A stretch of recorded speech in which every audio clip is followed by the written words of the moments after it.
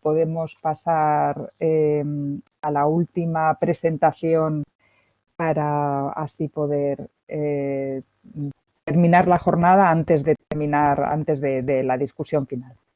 Entonces, Lourdes Girón, no sé si estás ya ¿Sí? ¿Me preparada. escucháis? Te escuchamos, ¿sí? Vale, ¿Quieres poner tú la vamos a ver. presentación? Vale, perfecto. No. Ya A la he ver. quitado.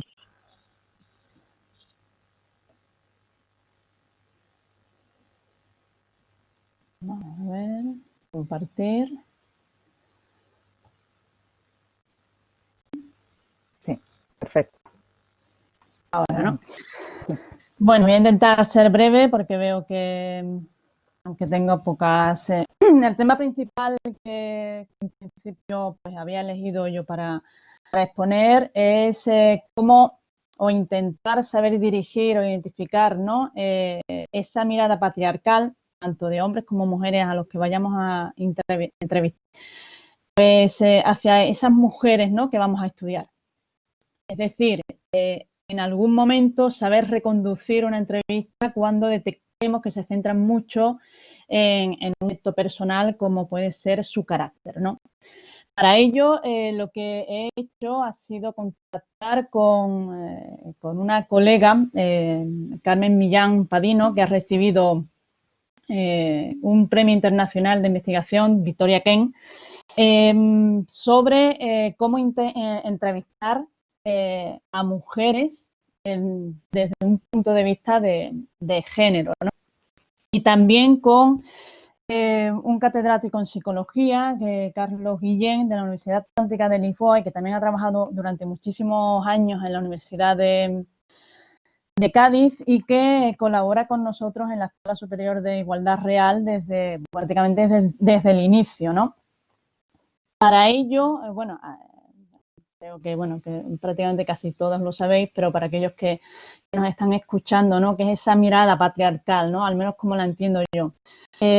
Porque yo siempre hablo de un patriarcado historiado, ¿no? Que es el primer sujeto que ha sometido a lo largo de un periodo de tiempo a la sociedad, que seríamos, y gran parte es la mujer, ¿no? Que es el segundo sujeto, en la que se ha inventado muchos hechos ficticios y ha ocultado acontecimientos reales, ¿no? Creando vínculos simbólicos para normalizar una epistemología patriarcal, yo creo que inexistente.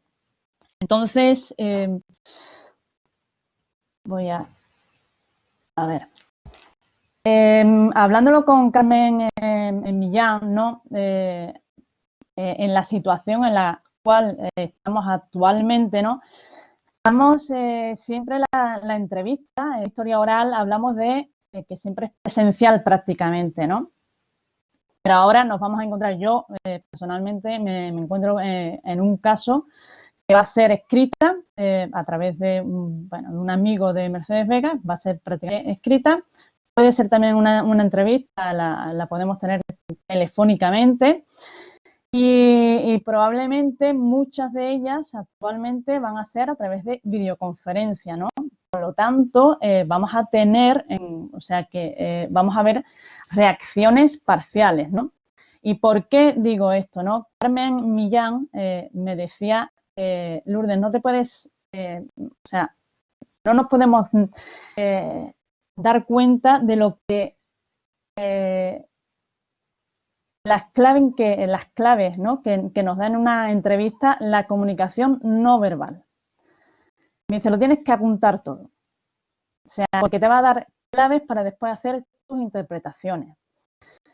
Y claro, era algo que, porque también en otras cuestiones también he hecho entrevistas que yo sí me daba cuenta, pero sinceramente pues no lo apuntaba, ¿no? Y son esos silencios prolongados cuando se hace una pregunta. Las posturas, ¿no? Preguntas que pueden ser incómodas, ¿no? Estamos hablando que se baja la mirada, cuando se cruza de brazos, puede ser pues que se pone a la defensiva, porque hay ciertos hechos, ciertas posturas que son prácticamente autorreflejos, ¿no? Automáticas, ¿no? También me hablaba la entonación, esos eufemismos, ¿no? Que se utilizan muchísimo, sobre todo ya en personas mayores. Los anclajes de la memoria, a mí me decía que son fundamentales, ¿no? Porque son cuestiones que a la persona, aquellos y aquellas que tengáis, ¿no?, la oportunidad de entrevistar a la persona, digamos, a la arqueóloga directamente, pues será maravilloso, porque es algo que a esa persona le ha marcado muchísimo, ¿no? Entonces, me decía que hay que entender, ¿no?, por qué o ese anclaje, ¿no? Ese anclaje, ¿no? Entonces, y también algo que yo no entendía muy bien era el lugar de encuentro de la entrevista, ¿no? Y me lo explicó, ¿no? Me dice, pues sí, es importante quién decide el lugar de encuentro de una entrevista, si se siente cómodo, si te da a ti la oportunidad de elegir el sitio, si elige la persona entrevistada el lugar, ¿no? Dice, porque después vas a ir creando una serie de confianza, una serie de confianza que te va a ir dando la persona entrada o no. Después también, pues aquello, ¿no? También tener, al menos apuntarlo, aquello que no quiere que se grabe, ¿no? Me han dicho, me ha comentado que es clave, ¿no?, para nuestras interpretaciones. Y a mí ya me ha pasado, ¿no? Porque además, porque es algo que no quiere que se sepa porque es algo muy íntimo, o porque no está bien visto, ¿no?, que tuviese pues eso, una pelea, ¿no?, entre comillas, ¿no?, o con alguien importante, ¿no?, y eso le reportó ciertas cosas. Entonces te dice, bueno, esto yo no quiero que se grabe. A mí no me gustaría que esto se supiese, ¿no? Obviamente tienes que parar la grabación, porque si esa persona no quiere que se grabe, hay que dar esa... Pero sí es cierto que también hay que apuntarlo, ¿no? Entonces, para ello, pues hemos estado trabajando varios días en intentar formular una serie de preguntas, ejemplos de preguntas que nos puedan llevar a ver esos rasgos, ¿no?, de patriarcal, ese sesgo paternalista, ¿no?, la mirada androcéntrica que se ha perpetuado, ¿no? Los ejemplos voy a intentar, no voy a entrar en detalle en explicar todas las preguntas porque si no nos dejarían encerrada, Marga. Entonces, la intención de las preguntas que voy a exponer tiene como objetivo un estudio de la identidad de género, ¿no? Esas proyecciones socioculturales a través de la historia oral, ¿no? Y de ese tratamiento hermenéutico de la memoria. Que prácticamente en los últimos años esta historia oral se ha convertido en una guía valiosa para comprender e interpretar las relaciones de un contexto local concreto, donde los actores sociales se establecen, ¿no?, y cómo en esta confrontación se dibujan mecanismos de adaptación y continuidad o de ruptura, anticipación y cambio. Las entrevistas a sus allegados, compañeros, etcétera, son una fuente única y valiosa desde el punto de vista de análisis histórico, dado que la elaboración de los recuerdos no es un acto estrictamente individual, sino que más bien es el resultado del apoyo del individuo en los marcos de la memoria social, ¿no? Hasta el punto de que ambas son inherentes, ¿no? A fin de cuentas, son memorias compartidas, ¿no? Como dice Jelling, superpuestas, productos de interacciones múltiples, encuadradas en marcos sociales y en relaciones de poder, expresadas por la persona entrevistada que cuenta sus experiencias o son contadas por otras personas en caso de fallecimiento, y como afirma Mónica Bolufer, no responde al yo coherente que desea representar, ¿no? Representar. Quien habla, porque nos deberíamos de preguntar en esa entrevista quién habla, ¿no? O de quién habla, ¿no? Si es de la profesional, de la amiga, de la mujer arqueóloga. Todas estas arqueólogas, ¿no? Y bueno, igual que nosotras, ¿no? Respondemos a identidades muchas veces múltiples, cambiantes e incluso contradictorias, ¿no? Todavía es difícil muchas veces asimilar cuando los sujetos en cuestión además son femeninos. De igual forma, para las entrevistas secundarias, ¿no? Digamos, las entrevistas secundarias son a quien, bueno, no directamente a las arqueólogas, sino a las personas que la han conocido. Tenemos que establecer muy bien de quién prácticamente, o intentar ver de quién nos van a hablar, ¿no? Si es de la mirada científica de la mujer, de la tía, de la amiga y demás, ¿no? Voy a leer un poco, no creo que haga falta, estoy dejando tiempo para que podáis leer las preguntas y ya después, si queréis, me hacéis alguna pregunta o algo en referencia a ella. A lo que he señalado algunas en otro color, porque hemos llegado a la conclusión que se podría establecer una serie de preguntas comodín para ver las diferentes respuestas digamos, a la persona investigada en el caso de que aún viva, y en el ámbito profesional, en el ámbito personal, para ver qué nos dicen, ¿no? Porque algo muy interesante es precisamente esta pregunta, ¿no? ¿Qué es lo más interesante sobre ella y qué no figura en su currículum, ¿no?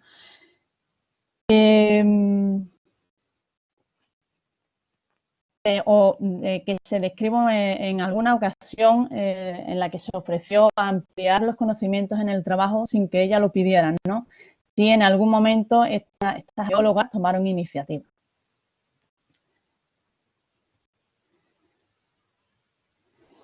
¿Cuál fue su mayor logro profesional? Esta pregunta, después de mucho hablarlo con el psicólogo,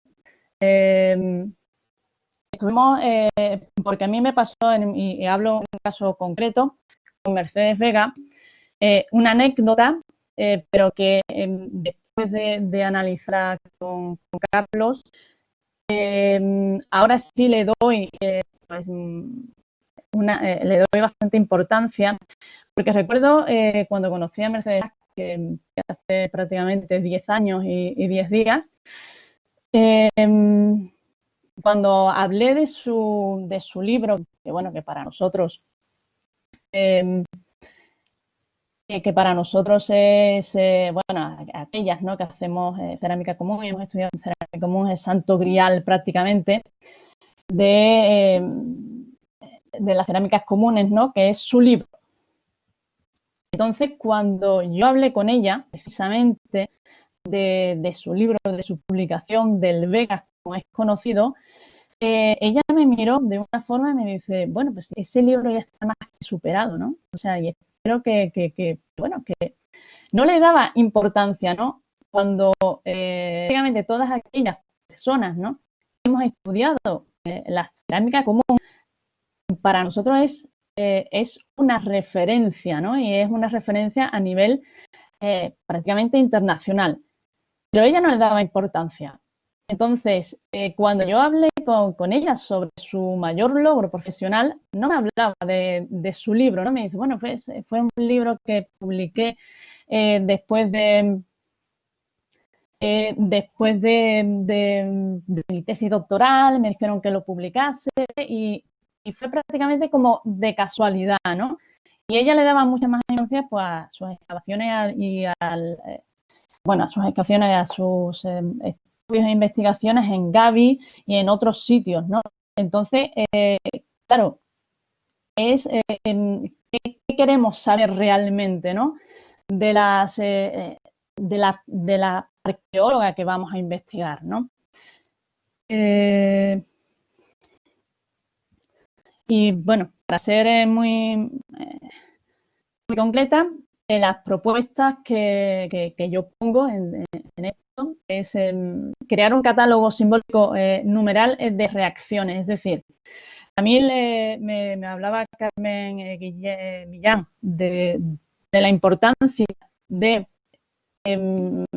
anotar todo este lenguaje no verbal, pero claro, también de que no pierdas, en el caso de que sea una entrevista oral directa, ¿no? De que no pierdas el contacto con la persona que estás entrevistando, ¿no? Porque eso, y eso a mí también me ha pasado, en el momento en que algo, aunque tú sepas que se está grabando, a veces hay cosas, ¿no? que te das cuenta que tienes que apuntar, ¿no? En ese momento pierdes la conexión visual con la persona y a esa persona la desconcentras, ¿no? Y esa persona no sabe si lo que ha dicho está bien o está mal. Prácticamente, y ese tema es algo que hay que apuntar. Entonces, me dice, mira, si hay un silencio, en vez de poner silencio, me dice, incluso si hay, cuando le hacen una pregunta y pone cara de asco, ¿no? Me decía Carmen, me dice, no vas a apuntar que ha puesto asco, me dice, porque incluso puede ver que en la anotación que tú haces, ¿no? Me dice, en el momento en que vea algo que tú anotas que a él o a ella no le gusta, me dice, se acaba la entrevista. Entonces, hablándolo con ella, le digo, bueno, y si creásemos una especie de simbología numeral, ¿no? De decir, bueno, un silencio prolongado ponemos que es el número 1, ¿no? Entonces, ya no le estás dando al... Y sobre todo, no tienes que bajar la mirada y ponerte a escribir y romper la entrevista, ¿no? Después, la doble lectura, ¿no? Vamos a ver, tenemos una entrevista que vamos a entrevistar, ¿no? La entrevista mujer como arqueóloga y las ideas del mundo científico, ¿no? Creo que en estas entrevistas una cosa es lo que nos dice el mundo científico y otra es lo que nos dice la arqueóloga, ¿no? Y me remito al ejemplo que he puesto de Mercedes Vegas, ¿no? El mundo científico piensa, ¿no? Y bueno, y además yo lo sigo considerando así, ¿no? Es un referente, pues, el libro de Vegas, ¿no? Porque es una tipología para todo el Mediterráneo y sin embargo ella, pues, prácticamente le daba una importancia muchísimo menor, ¿no? Y ya, bueno, obviamente definir bien las preguntas según quienes vayan dirigidas, ¿no? Y yo crear preguntas comodines, ¿no? Para ver las diferentes visiones, ¿no? Que se le hagan a todas esas personas entrevistadas y observar sus reacciones, ¿no? Ejemplo, ¿cuál fue su mayor logro profesional? Es decir, probablemente ella te dirá una cosa, en el ámbito, su amigo o su amiga le dirá otra, algún familiar dirá otra. Entonces, ver, ¿no? Las diferentes miradas con las que esa bióloga ha sido vista, ¿no? Porque ella se verá de una forma, el mundo profesional la verá de otra y probablemente su ámbito laboral a lo mejor la ve de otra, ¿no? Y bueno, quizás también preguntar, ¿no? ¿Qué es lo más interesante? Ya comienza a tener vida propia esto también. Si se puede ir acabando. Ya esta es mi última, ¿vale? ¿Qué es lo más interesante sobre ella y qué no figura en su currículum, ¿no? Yo creo que es algo para tener en cuenta o intentarlo al menos. Yo sigo sin... Bueno, ya termino. Y nada, pues terminar con una frase que a mí me encanta, que es pues, nuestro derecho a pensar, ¿no? Por eso pensar de forma errónea creo que es mejor que no pensar. Y muchísimas gracias. si quitas tú la presentación, yo ya he terminado.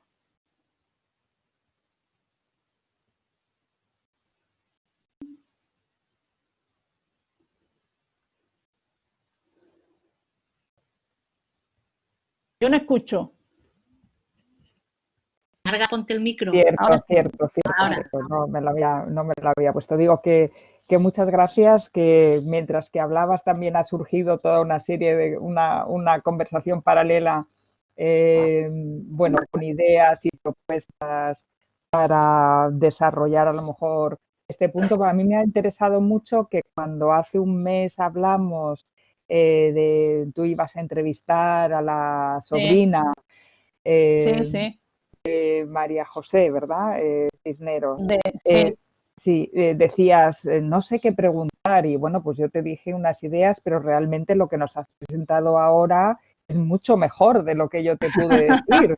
Claro, o sea, porque efectivamente me doy cuenta que haber hablado pues con un profesional, con un psicólogo, bueno, pues claro, te da una visión súper complementaria a la nuestra, muchísimo, muy, muy útil, ¿no?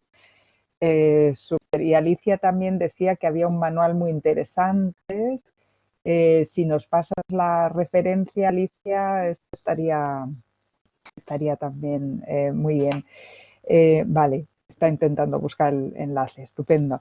Bueno, de verdad yo creo que nos hemos quedado todos encantados con tu presentación porque Bueno, yo por lo menos he gracias. aprendido mucho, ¿no? Me he aprendido mucho de cosas que nunca había pensado en hacer. No sé. De todas formas, Marga, me van a pasar, yo voy a seguir trabajando con Carmen porque se ha puesto, me ha dado total disponibilidad, también con Carlos, y le he estado explicando un poco, bueno, a ellos dos les he explicado bien el proyecto y, bueno, me van a pasar bibliografía, vamos a intentar pues trabajar en preguntas y demás, y yo todo esto pues obviamente os lo pasaré al grupo y puede ser de ayuda, y bibliografía, un libro que me ha recomendado Entreverse, y todo eso lo iremos pues pasando y trabajando. Perfecto, perfecto.